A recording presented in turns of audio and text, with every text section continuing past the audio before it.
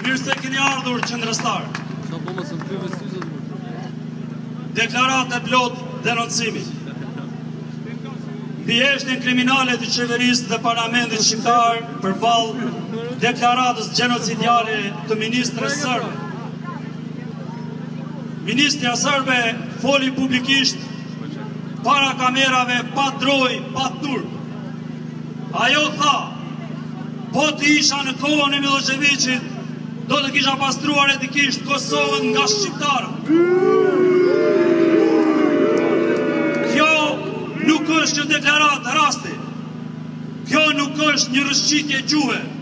Kjo deklaratë nuk është një mendim personal. Kjo është një thirrje e hapur për gjenocid. Kjo është një kërcënim ndaj ekzistencës të një populli autokton në Kosovë. Kjo është një kthim i mundësisë që solli masakrat, vrasjet, zhvendosjen dhe marrëzat masive në Kosovë. Dhe çfarë bëri Shqipëria? Heshti.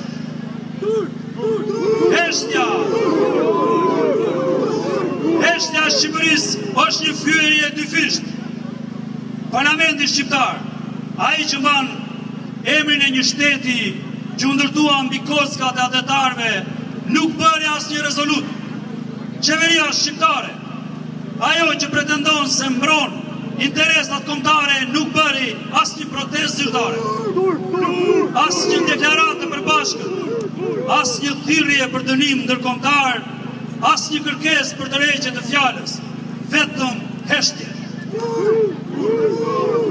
Një heshtje që nuk është diplomatike, një heshtje që nuk është maturi, një heshtje që nuk është strategji, një heshtje që është tradhëti. Kushtetuta e Shqipërisë në nenin 8 e thotë qartë: Republika e Shqipërisë mbron të drejtat kombëtare të popullit shqiptar që jeton jashtë kufive të saj. Si mbron duke heshtur përballë një thirrje për pastrim etnik? Kur një ministre serbe thotë se do të pastrojë Kosovën, ajo nuk fyen një qeveri. Ajo fyen çdo shqiptar kudo që jeton.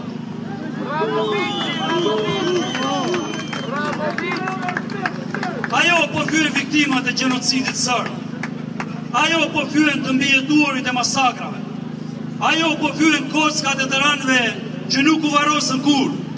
Ajo fyen mbi 1470 foshnja të masakruar të shqiptarëve autokton të Kosovës.